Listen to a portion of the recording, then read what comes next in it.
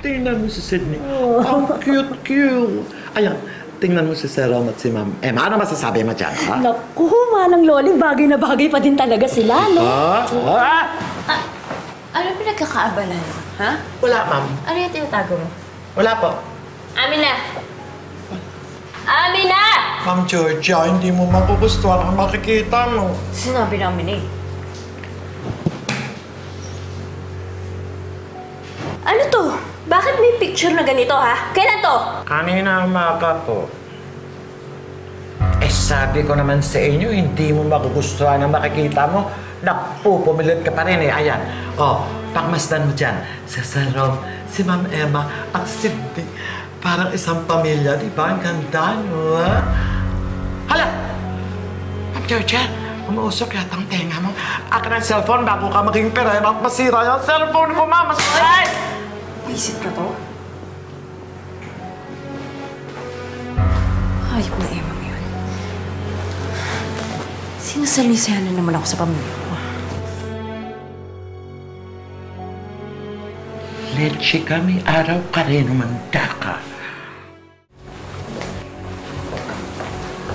Excuse me, ma'am. Sino pong hinahanap niyo? Si Emma, Ma'am, nasa meeting pa po. Baka after lunch pa po siya matapos. sa tingin mo maghahantay pa ako na after lunch? Palabasin mo siya dito ngayon. Ma'am! Harapin niya ka mo kung may atraso sa aking babaeng yun eh. Ma'am, please, wag po kayong manggulo. Let's ka, inuutusan mo pa ako. Ma'am, hindi po pwede yung gagawin niyo, ma'am. Nagtaas ng rates ang mga partner hotels natin around Palawan. Now, we can cut cost if we partner with a jet that service the... Emma, mag-usap nga tayo na matino. Ma'am, hindi po pwede yung ginagawa niyo. Nagawa ko na, umalis ka na. And what brings you here, Georgia? Bored ka na naman ba sa buhay mo? Kaya wala ka na namang maisipang matinong gawin, kaya gusto mong sumugod dito at maghanap ng gulo. Alam mo, Georgia, mas masarap matulog sa bahay. Tagalan mo na nga lang. Hoy, Emma, hindi ako susugod dito kung wala kang ginagawa. Pero hindi ka talaga makapagpigil eh, no? Talagang bumabalik yung hobby mo. Can you just please get to the point? We're very busy here. Busy ka? O busy ka kamo sa pagsingit ng mukha mo sa pamilya ko? Huwag kang epal kay Rome saka sa anak ko. Dahil matagal na kayong tapos ni Rome. Hindi na kayo kasal. At hindi kayo magkakaanak. Hindi ka na niya babalikan. Tanggapin mo na na kami ni Sydney ang pamilya niya.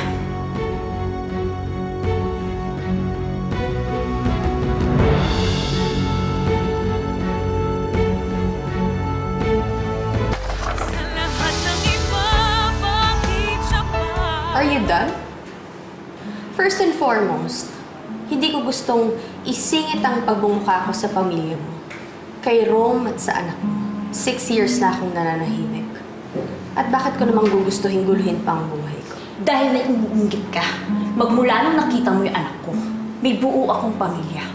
Maganda ang anak ko. Kaya huwag ka na makisawsaw. Mamatay ka sa inggit. And what makes you think na naiinggit ako sa'yo? In fact, Georgia, naaawa ako sa pamilya mo dahil sa ugaling meron ka. I can just imagine kung anong klase kang ina kay Sydney at kung anong klase kang asawa kay Rome. Pero teka nga muna, asawa nga bang tawag sa'yo? Ano nga bang tawag sa babaeng kumabit sa may asawa, nabuntis at hindi pinakasalan? Kabit nga pala, di ba? Tama na. Giskandalo ka na dito eh. Malis ka na. Huwag na huwag mo akong insultuhin ha. You insulted yourself by being here. Masaya kami ni Rome. Kaya huwag kang lalapit kay Rome. Lalong-lalo na sa anak ko. Inggitera, bitter, leche ka! Mas leche ka! Get out of my life! You get out of my office! Tantanan mo na kami. Tantanan mo yung anak ko! Anak ko! Malis ka na!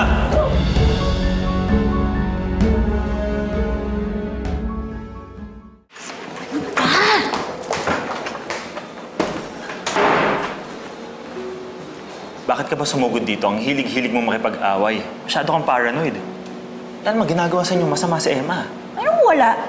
Nagkita sila ni Rome at ng anak ko doon sa puntod ni Austin. May picture pa nga sila eh. Nandun sa cellphone ng maid namin. Ano, sinabi ba sa'yo? O tinago sa'yo? Nabanggit niya. The fact na nabanggit niya yun, ibig sabihin wala lang sa kanya yun. Angelo, pwede ba? Sinabihan lang kita, di ba? Hawakan mo sa leeg si Emma.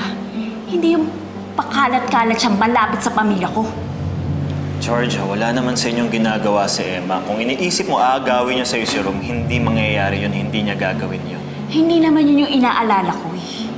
Ayoko lang na lumalapit siya at nakikipag-close kay Sydney. Sabihan mo siya na lumayo siya kay Sydney. Georgia, ayaw niyang makita yung anak mo. Hindi totoo yun. Nilalapit ni Emma talaga yung sarili niya kay Sydney. Ayoko nga makilala niya yung anak ko. Ayoko rin naman talaga makilala ang anak mo. Pero hindi rin ako kasing demonyo mo. Na kung lumapit sa akin ang isang batang walang kamuang-muang ay susumitan ko.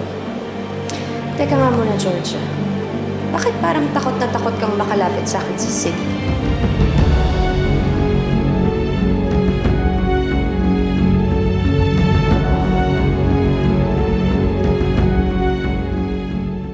Iwasan mo yung anak mo. Para walang gulo.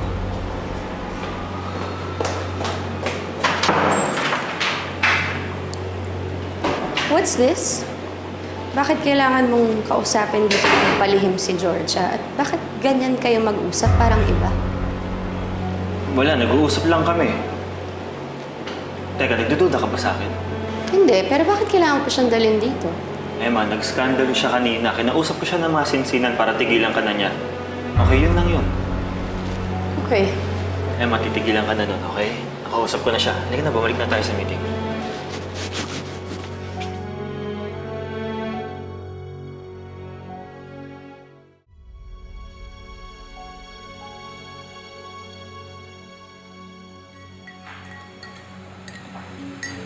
Thank you, Manang. Rome? Rome? Si Sydney.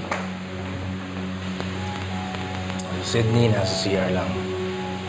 Georgia, hindi ka na nga nagpunta sa event ni Sydney. Late ka pa. Ano nangyari sa'yo?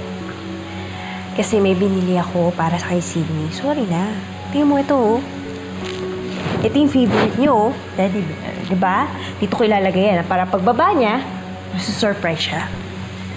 Ang favorite niya, hindi teddy bear. Doll ang favorite niya. Paiba naman. Sydney, anak, tingnan mo. May binili ako para sa'yo. Look. Diba? Ang cute. Color pink. Tapos may big ribbon. Favorite mo to, diba? Diba? Oh, favorite mo yan. Kunwari ka pa.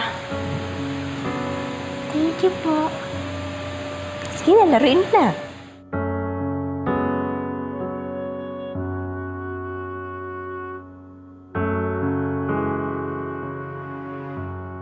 Sarili niyang anak, hindi niya alam kung anong paboritong laruan. Nakasama niya ng 6 na taon na 6 na taon. Eh, yun nga din ang napansin ko, Manang Loling. Eh, ako nga na yaya lang ni Sydney. Alam ko ang mga pangalan ng mga paboritong dolls niya. Okay, tama na. Kulang pa. Siya talaga walang effort maging ina.